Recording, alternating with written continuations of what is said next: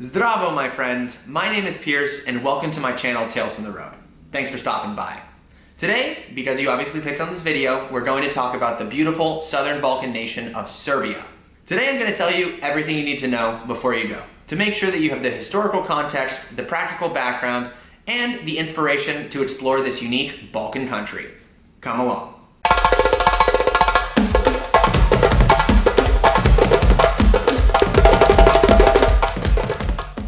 I like to start these videos with a nice country overview, to give you the cultural and historical context to better understand the place that you're going.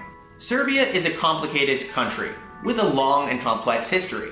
Serbia is located in southeastern Europe, at the heart of the Balkan Peninsula. They're surrounded by many different Balkan peoples, including the Bulgarians, the Hungarians, the North Macedonians, the Albanians, and more. This means that through the years, Serbia has been shaped by these peoples and by their own strong Slavic national identity. Historically speaking, I like to think of different eras that define modern Serbia today. The first would be that Serbia was incorporated into the Eastern Roman Empire. All over Serbia you can find really cool old Roman ruins, and I think this is something a lot of people don't know. This is also important for the context of religion, as the Eastern Roman Empire was Eastern Orthodox Christian, which is a national identity marker for the Serbians today. The second important era would be the era of the first Serbian kingdoms. This came after the fall of the Roman Empire. This is the first time when Slavic Serbs really created their own little nation state and really started to foster the national identity of what Serbia is, creating the symbols, the language, the way of life of what it means to be Serbian. While this era fostered Serbian national identity, it was also filled with lots of wars, especially with the Hungarians to the north and the Ottomans to the south. This era came to an end after the Ottomans won out, occupying Serbia for nearly 400 years. There's a strong sense of dislike amongst Serbians regarding the 400 years of Ottoman occupation, as the Ottomans were quite cruel to the Serbians during this time period. Any minority revolutions or revolts during the Ottoman period were met with force, often subjugation, and death for a lot of Serbian revolutionaries. The Serbians really embody this fight against larger nations and larger empires as a part of their national identity as well, and this is probably where this surfaced for the first time. The modern Serbian identity comes after the fall of the Ottoman Empire. This was marked by a short-lived kingdom and then by the socialist nation of Yugoslavia. Yugoslavia was a powerhouse in the southern Balkans and was the center of activity, military, and economic life for the average Serb for nearly 50 or 60 years. The fall of Yugoslavia in the early 90s and the subsequent wars between the Croats and the Bosnians are definitely what many people think of when they think of modern-day Serbia.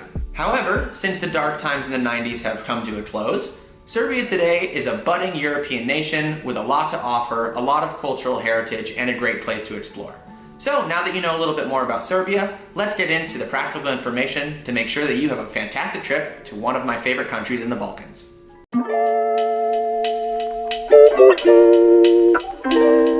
Visas. If you're American, you can stay in Serbia for 90 days. Serbia is also not in the European Union Schengen zone, which means that the time that you spend in Western Europe or in other Schengen countries doesn't affect your time in Serbia. As long as you stamp in and out, you get 90 days. Money. The Serbians use a currency called the dinar, and it has a very favorable exchange rate with the US dollar and the euro. If you're exchanging from those currencies, life in Serbia can be quite cheap, which is pretty nice for the average traveler. If you're flying into any major airport, especially into Belgrade or to Niš, it's probably not the best thing to exchange your money at an exchange shop or to use an ATM at the airport, as the rates are pretty bad. If you can exchange a little money before you come, just enough to take a taxi, that would be a better way to do it, and then of course withdraw from any ATMs that you can use in the city. Serbia is backed by big national banks, so withdrawing money at an ATM shouldn't be an issue once you're in country. It's also a very credit card friendly country, so if you want to pay by card on your trip and not necessarily exchange money, that's also another thing you can do. If you're going to spend less than €5 on any transaction, it is best to have money exchanged, however. Internet and SIM card. I found the internet speeds in Serbia quite good. Seems like they have pretty good fiber optic cables all around the major cities, and the Wi-Fi and 4G coverage in the country is actually quite good. The only thing I did find strange was that the SIM card only allowed me 15 days. There was no such thing as a month pass, so I had to make sure to go into the store and physically pay in cash every 15 days, which can be quite annoying. The apps that go with their various online phone services also didn't work well, and you could only renew it at the shop that you bought it from, so overall it was a bit annoying if you're doing it as a pay-as-you-go kind of plan. SIM cards, however, are quite cheap, and you can get pretty good internet coverage without breaking the bank. Transportation. Serbia is located at a really good part of the Balkan Peninsula if you do like to travel, and the city of Belgrade is excellently located as it's smack dab right in the middle of the country. The central bus station in Belgrade is really easy to use. It's very close to the city center, and you can take buses pretty much anywhere. You can reach basically any point in Serbia within a 4 to 5 hour bus ride, which is highly convenient. Also from Belgrade, because it's close to a lot of other major capital cities within the region, you can hop on a bus pretty much going in any direction to any major capital city without an issue at all. The buses are cheap, clean, and run pretty much on time.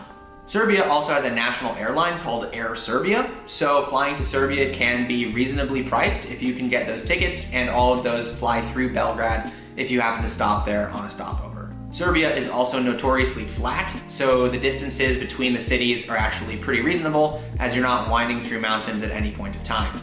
Getting around in the major cities is also quite easy. Every city has a pretty well-established bus route network, and taxis are pretty affordable.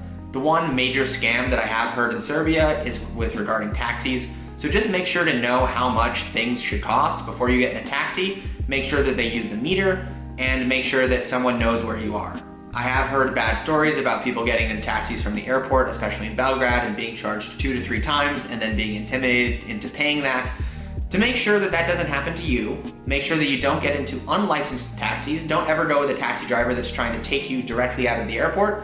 Just make sure that when you get in a taxi, you're standing in the taxi zone that is for verified taxis only by the city of Belgrade. Same goes for any other city in Serbia. Safety. I really found my time in Serbia to be incredibly safe. I spent 2 months in Belgrade and traveled to many different cities around the country and felt this sort of positive vibe in every city that I went to. There were very little homeless people, there were very little people who were trying to do anything weird in general. There's really no scams besides the one taxi scam that I just listed. And the only thing that you should be aware of are pickpockets, as in any major city, and pay attention to gypsies.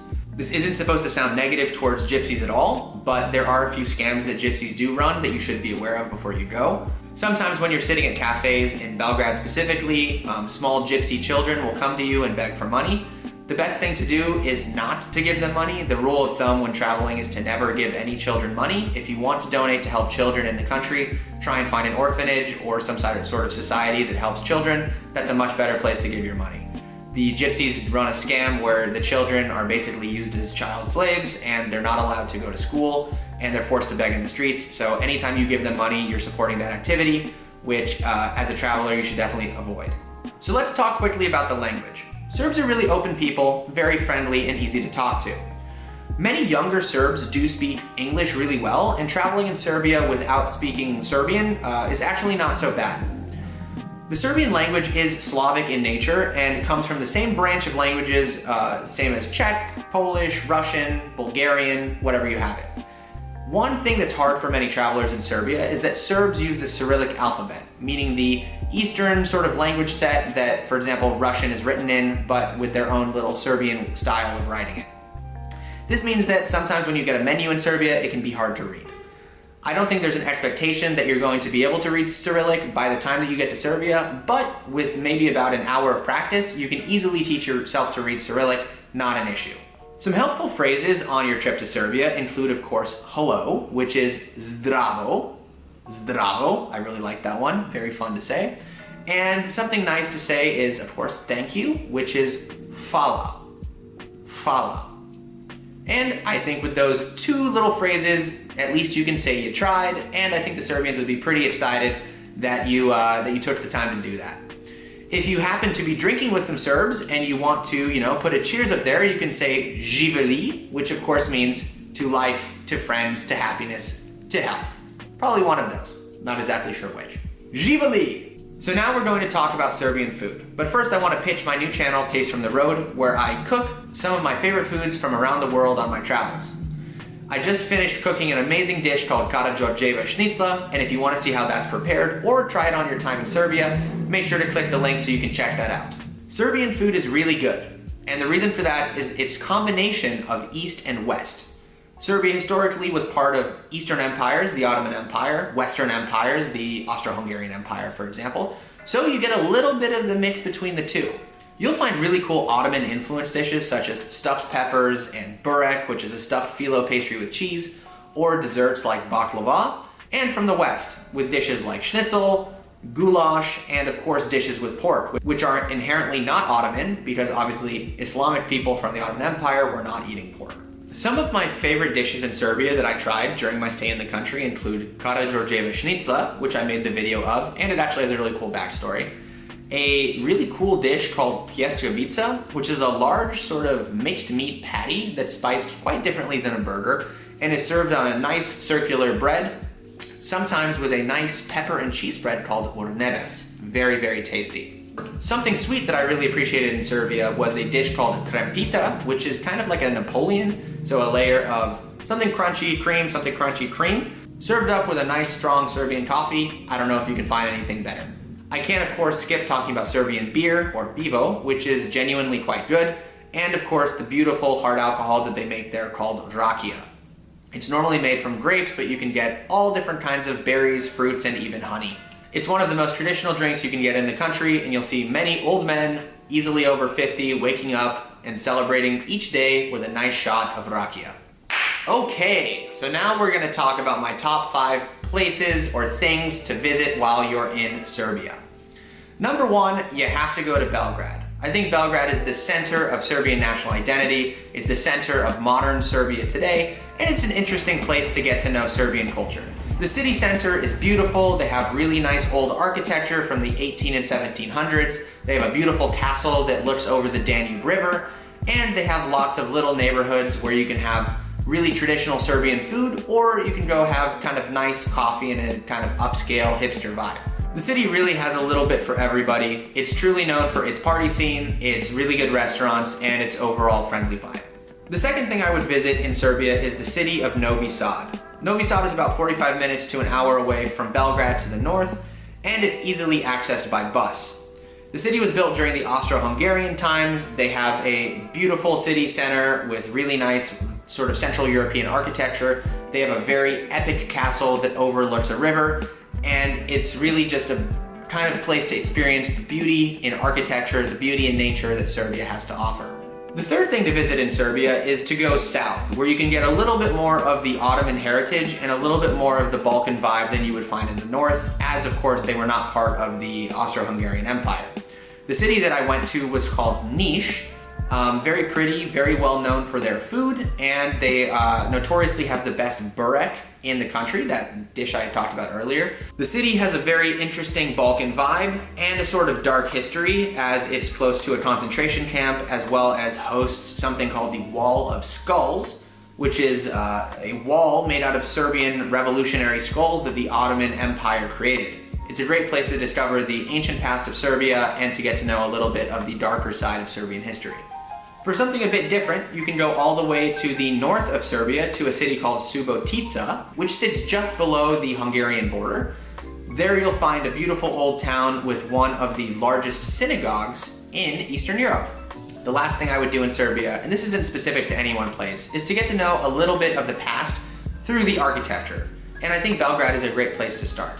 You can see some of the ancient ruins, especially like the old medieval castles.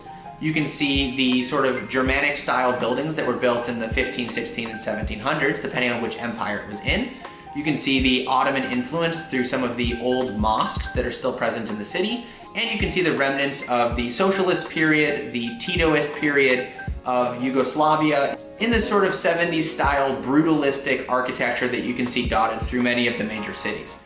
I think countries that are in Eastern Europe have so much varied history with so much background from different places. And so it's fun to kind of pick up all these little historical tidbits from all over the place in a sort of modern, 2022 city.